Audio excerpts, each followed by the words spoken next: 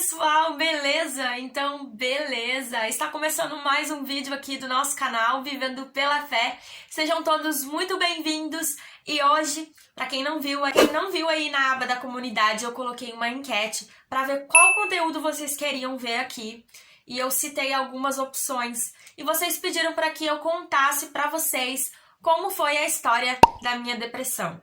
Então, eu vou começar aqui a contar pra vocês como foi que começou, qual foi os sintomas que eu senti e como perceber se você está ou não está depressivo. Depressão é uma coisa que ela não vem assim de uma vez só. Ela é uma coisa que gera muito tempo para que tudo isso venha se acumulando e quando você percebe, você já está aqui, você já está ali no ato depressivo. As primeiras coisas que eu comecei a sentir quando eu comecei a ver que eu não estava bem era muita tristeza. Uma tristeza infindável. Era uma tristeza que quanto mais eu lutava para ficar feliz, mais aquilo me fazia ficar triste. No decorrer dos meus anos, eu comecei a perceber que em todo lugar que eu ia, em todo lugar onde eu conversava, em todo lugar que eu estava entre pessoas, eu me sentia super bem, eu me sentia feliz, mas quando eu saía de perto dessas pessoas, a minha própria mente me induzia a pensar que aquelas pessoas estavam falando ou citando coisas para me atingir.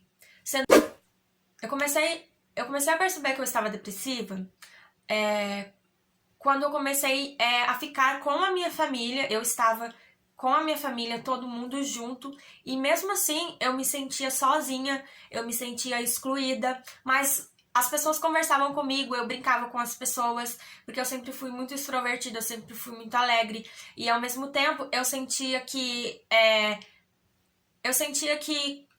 qualquer coisinha que acontecesse era um gatilho para que a tristeza fosse colocada dentro de mim e a minha personalidade mudava assim muito rápido. Ao mesmo tempo que eu estava bem, eu podia estar bem aqui brincando com você. Se alguma coisa que você falasse me atingisse, ali era o momento em que eu já mudava e foi aonde eu comecei a ter transtornos bipolares, que é aquela pessoa que uma hora tá de um jeito e uma hora tá de outro. E isso acontece não é porque nós queremos, é uma coisa que já vem aí agregando coisas que você já tem que ficar aí em alerta, porque o transtorno bipolar é algo muito perigoso, que vai ativar a sua mente para que outras coisas possam acontecer com você. E eu sempre fui uma pessoa muito ansiosa, tipo, desde pequena minha mãe não podia me falar nada, assim, tipo assim, eu vou te dar tal coisa, porque eu não dormia.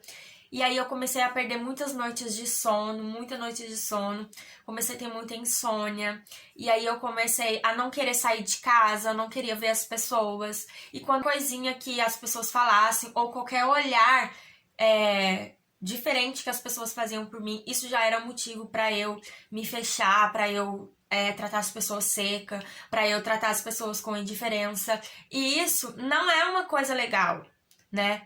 Porque isso nos torna pessoas difíceis de conviver. E eu era uma pessoa, assim, muito difícil de conviver. Não que hoje eu não seja, mas hoje eu consigo lidar melhor com as coisas do que antigamente. A depressão é uma coisa, assim, que, tipo, vai acontecendo uma coisa, aí vai gerando outra, que vai puxando outra. E quando você vê, você já tá num abismo e você já não sabe mais o que fazer com a sua própria vida. Que eu tive muita vontade de poder chegar nas pessoas e sentir a dor da pessoa e tentar viver aquilo com ela. Mas a partir do momento que aquilo começou a passar a ser pra mim um gatilho pra ficar doente, eu comecei a perder noites de sono, aí eu comecei a ficar só no celular, só no computador, eu não queria sair de casa. Quanto mais deitada eu ficava, melhor era pra mim. Comecei a ter crises de choro, e aí eu comecei a perceber que aquilo não era de mim, que aquilo não era eu. E as pessoas têm o costume de dizer que a depressão, ela é uma frescura, mas não é uma frescura. A depressão, ela é uma doença e ela precisa ser considerada como uma doença porque ela tem tratamento para ser tratado. Então, se você tem uma pessoa aí na sua casa que fica muito tempo no celular, que já não conversa mais com você da mesma frequência que conversava, que já não tem mais aquela alegria de estar entre pessoas, porque eu perdi tudo isso. Eu não tinha mais alegria de ficar no convívio da minha família. Chegou momentos de eu querer ficar dentro da minha casa sozinha. A pessoa que ela tem isso, ela não consegue ficar em ambientes que tem muito barulho, que tem muita confusão, que tem muita risaiada. A gente não consegue, gente. Eu nem sei se risaiada é uma palavra certa pra falar, porque eu nem sei se existe. Mas é quando tá todo mundo rindo, todo mundo conversando. A gente se sente mal, entendeu? Quem é depressivo se sente mal. A gente tem vontade de mandar todo mundo ficar quieto. E assim, gente, não é uma frescura, é algo sério. Teve dias da minha vida que eu achei que eu não ia aguentar. A gente tem vontade de se suicidar, a gente chora, a gente se questiona. Ah, porque eu sou uma pessoa difícil. Ai, porque eu acho que eu não sou merecedora disso. Ai, eu acho que minha mãe não gosta de mim. Eu acho que aquela prima minha tem uma rincha comigo. Mas na realidade, isso tudo já vem de problemas que muitas das vezes nós venhamos acumulando. Eu sempre ia pra igreja, eu sempre me divertia, eu sempre conversava com os irmãos da igreja, cantava, me expressava. Chegou um dia que eu não queria mais ir na igreja, eu não queria mais conversar com as pessoas, eu não tinha mais a mesma intimidade que eu tinha com os meus pais, eu não conseguia ter mais. Eu comecei a deixar a minha família, as minhas sobrinhas de lado, e assim, foi algo muito triste, porque não era de mim aquilo. E assim, a partir do momento que a gente está viva e não sabe o que nós estamos fazendo, isso é muito triste. Eu tive que começar a passar no psicólogo, tive que começar a passar no psiquiatra, porque o ato da mutilação na minha vida era muito constante.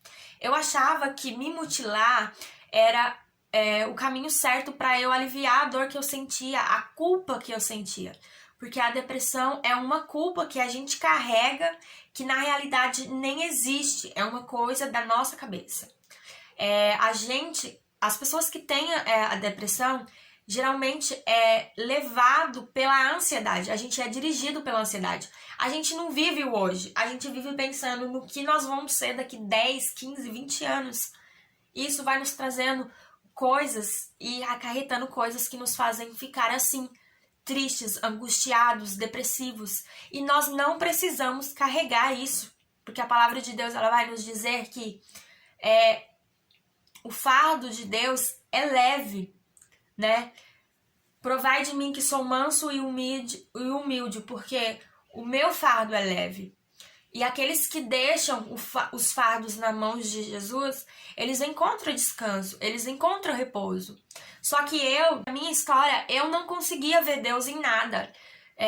Eu sempre falava, eu comecei a falar que Deus não me amava, eu comecei a falar que as pessoas não me amavam, eu comecei a colocar a minha família contra a parede, muitas das vezes. E o sentimento de tristeza era muito constante. As pessoas falavam assim: e aí, Valéria, como você tá? Você tá bem? Eu falava que eu estava bem, mas assim que eu fechava a porta do meu quarto, eu me derramava em lágrimas e muitas das vezes eu chorei sem saber o porquê.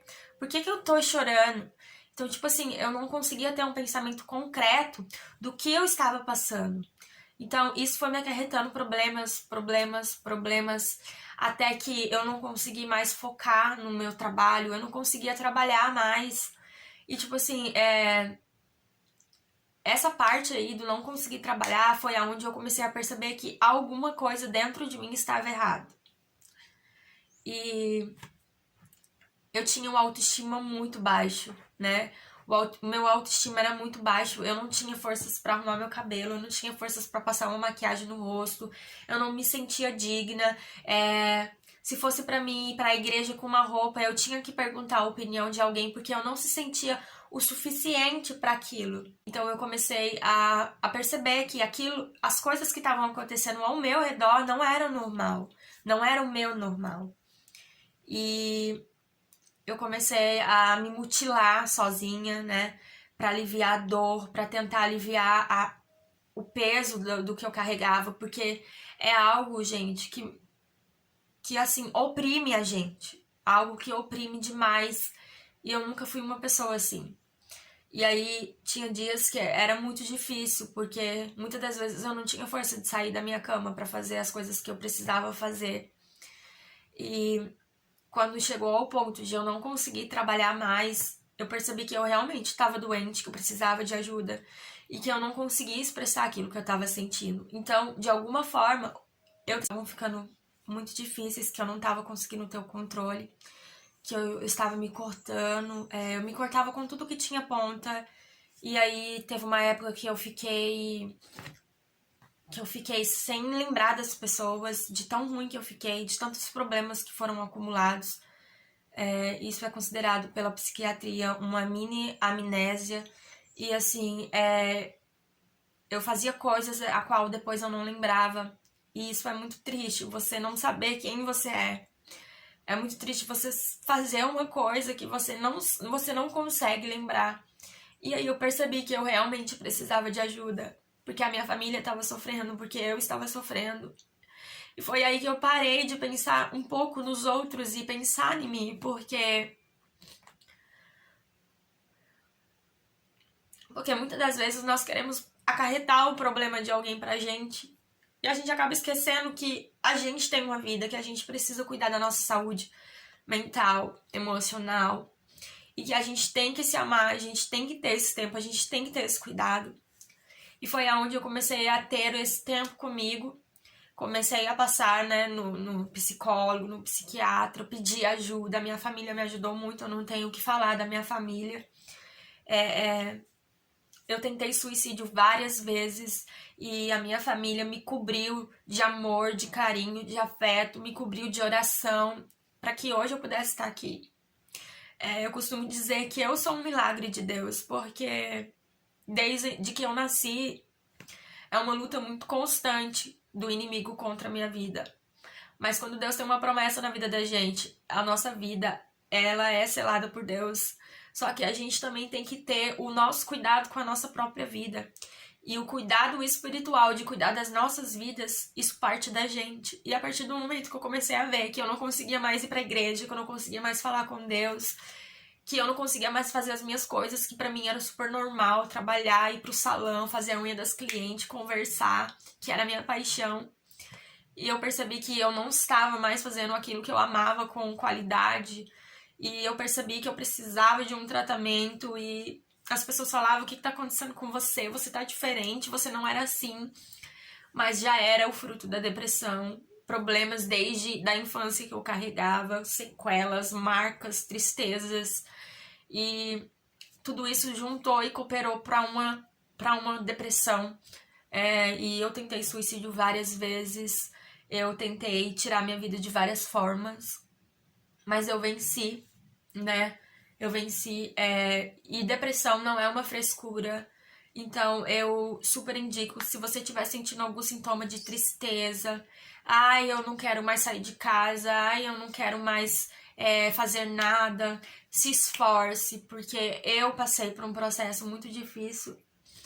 E como eu disse aqui, a minha vida, eu acredito que eu sou um milagre de Deus, porque eu estou aqui hoje e eu posso dizer que eu estou sim em processo de cura ainda, porque eu faço uso dos medicamentos, né, da psiquiatria, que é para transtorno de ansiedade, para conseguir dormir.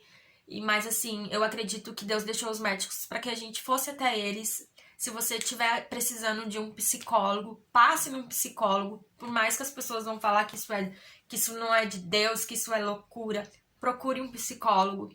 Converse com uma pessoa de confiança. Fale o que você está passando, porque essa pessoa com certeza vai te ajudar a ver as coisas de uma forma diferente, a viver a sua vida com mais qualidade, com mais alegria. E assim, você pode, através da sua dor, ajudar outras pessoas, assim como eu tô aqui. Eu não sei para quantas pessoas esse vídeo vai ser alcançado, mas eu acredito que as pessoas que abrirem esse vídeo vão ser abençoadas, vão ser transformadas de alguma forma. E eu estou aqui à disposição de vocês. Se você não segue a gente lá nas redes sociais, lá do Instagram, me segue lá, porque lá eu sou mais presente, lá eu converso com todo mundo, lá eu consigo responder os directs de todo mundo. Mas assim, a partir do momento em que eu parei, em que eu pensei, eu preciso de ajuda, aí eu entendi que eu precisava parar tudo o que estava acontecendo ao meu redor para cuidar de mim. Porque, gente, a gente precisa cuidar do nosso interior, porque senão o nosso exterior, ele não suporta. E a pessoa que nunca vai nos abandonar, gente, é a gente mesmo. Então, tipo assim, a gente tem que cuidar. Aqui dentro é uma casa e existe cômodos que precisam ser limpados. Existe coisas na mente que precisam ser apagadas, que precisam ser tratadas. E existem várias formas de tratamento para tratar da depressão, tratar da ansiedade, tratar do transtorno bipolar. E eu acredito que a minha história pode ajudar muitas pessoas e eu gostaria muito de fazer esse quadro aqui no meu canal, falando sobre esses assuntos, sobre a cura sentimental dos nossos sentimentos. E eu acredito que isso vai ajudar muitas pessoas e também me ajudar a expressar aquilo que eu passei, aquilo que eu estou passando e as experiências que eu já tive. Esse foi o vídeo de hoje. Não se esqueça aí de deixar o seu like, de se inscrever no nosso canal, de comentar aí como você se sente, quais são as situações que te deixam assim tristes e sem saber o que fazer. E também nos siga aí nas redes sociais, lá no Instagram, para que eu possa te ajudar, para que eu possa compartilhar com vocês coisas em que eu vivi e que eu sei que pode te ajudar a enfrentar um dia aí melhor. E eu espero muito que vocês tenham gostado. Um grande beijo, Deus abençoe vocês. Até o próximo vídeo. Tchau. Um beijo e um beijo. Até o próximo vídeo. Tchau.